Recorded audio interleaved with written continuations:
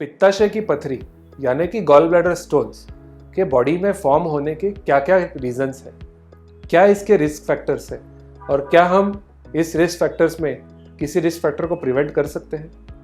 नमस्ते, मैं doctor Aditya Kulkarni, gastro surgeon and gastro cancer specialist, Pune में प्रैक्टिस करता हूँ। और आज हम ये जानेंगे कि पित्ते की पथरी यानी कि गॉल ब्लैडर स्टोन्स के फॉर्मेशन के मैकेनिज्म क्या है, इसके पीछे के कॉजेस क्या है, रिस्क फैक्टर्स, और क्या हम इन रिस्क फैक्टर्स में किसी रिस्क फैक्टर को प्रिवेंट कर सकते हैं। सबसे पहले ये देखते हैं कि हमारी बॉडी में गॉल ब्लैडर यानी कि पित्ताशय ये होता क्या है और इसका फंक्शन क्या है।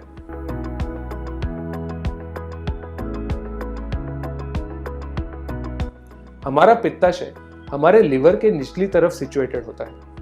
ये एक ग्रंथि यानी कि बैग की तरह है। इसकी कैपेसिटी लगभग 30 to 50 ml होती है और इसका फंक्शन है लिवर में बनने वाला बाइल, जो कि हमारे डाइजेशन में हेल्प करता है, इसे स्टोर करना और ज़रूरत पड़ने पे हमारे इंटेस्टाइन में इसे डायरेक्ट करना। पित्ताशय में होने वाली पथरी ये पित्ताशय से रिलेटेड सबसे कॉमन प्रॉब्लम है और इसके कई सारे कॉजेस भी हैं। पित्ताशय में होने वाली पथरी का सबसे कॉमन कॉजेस में सबसे पहला ये है जेनेटिक।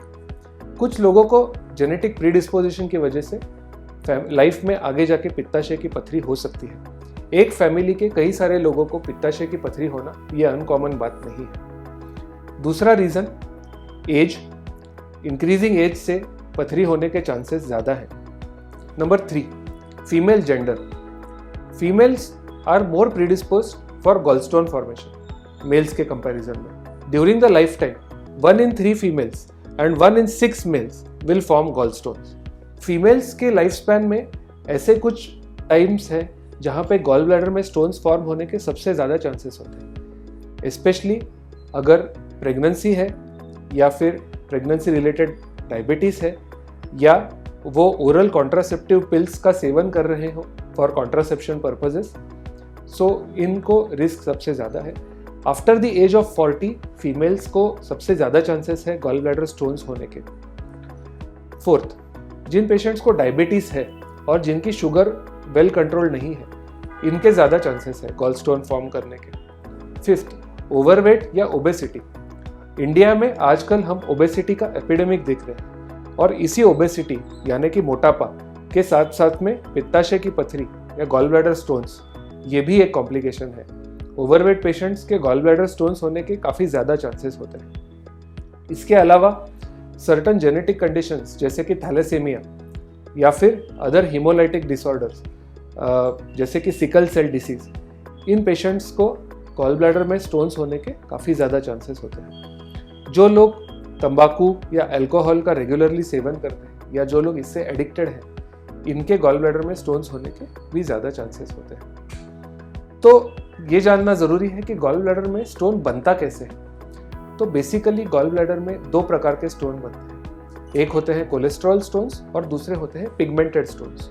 कोलेस्ट्रॉल स्टोन्स तब बनते हैं जब डाइट में कोलेस्ट्रॉल यानी कि फैट की मात्रा ज़्यादा होती है और इस कारण से हमारे बाइल, जिसका जो एक नेचुरल एक्सक्रीटरी मैकेनिज्म है जिससे कि बॉडी कोलेस्ट्रॉल को बाहर फेंकता है, अगर बॉडी में कोलेस्ट्रॉल का सेवन ज़्यादा किया जाए तो इस बाइल में कोलेस्ट्रॉल की मात्रा बढ़ जाती है और ये धीरे धीरे हमारे गॉल ब्लैडर में इकट्ठा होने लगता है। जब ये कोलेस्ट्रॉल इकट्ठा होने लगता है तो ये कुछ छोटे छोटे क्रिस्टल्स के रूप में इकट्ठा होता है। इन क्रिस्टल्स को जब थोड़ा बड़ा रूप प्राप्त होता है तो ये 1 या 2 मिलीमीटर के साइज के होते हैं, जिसको हम गॉल ब्लैडर स्लज के नाम से जानते हैं। जब ये स्लज इकट्ठा होके स्टोन बनता है तब ये ट्रू फॉर्म में, खरे स्वरूप में गॉल ब्लैडर यानी कि पित्ताशय की पथरी नजर आती है। और ये पथरी over a period of time from 1 millimetre to 2 millimetre ये बढ़ते बढ़ते बड़ी हो सकती है। इवन अप टू 2 या 3 सेंटीमीटर्स तक बड़ी हो सकती है। गॉल ब्लैडर में बनने वाले दूसरे स्टोन्स का प्रकार है पिगमेंटेड स्टोन्स। पिगमेंटेड स्टोन्स तब बनते हैं जब बाइल सॉल्ट्स और बाइल पिगमेंट्स बाइल में ज़्यादा स्वरूप में, ज़्यादा क्वांटिटी में पाए जाते हैं।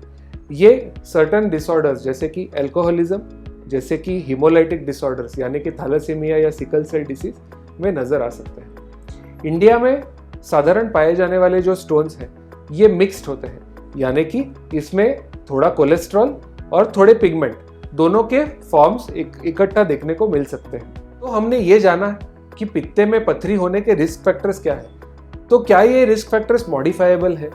इनमें से कुछ रिस्क फैक्टर्स को मॉडिफाई नहीं किया जा सकता, जैसे कि एज या जेंडर और प्रेगनेंसी। बट इसमें से कुछ रिस्क फैक्टर्स ये भी हैं जिसको मॉडिफाई किया जा सकता है, जैसे हमारे डाइट में कोलेस्ट्रॉल को कंट्रोल करना, यानी कि फैट को कंट्रोल करना, रेगुलर एक्सरसाइज करना जिससे कि हमारा बॉडी वेट कंट्रोल में रहे और ओबेसिटी ना हो, अल्कोहल और टोबैको का सेवन ना करना, और अगर सेवन कर रहे हैं तो इसका intake should be with in the normal prescribed limits. ये कुछ मॉडिफाइबल रिस्क फैक्टर हैं जिससे कि हम हमारे गॉल ब्लैडर यानी कि पित्ते की पथरी के रिस्क को कम कर सकते हैं। अगर आपको पित्ते की पथरी है, इससे रिलेटेड कोई सिम्टम्स है, तो प्लीज़ इसको निगलेक्ट ना करें।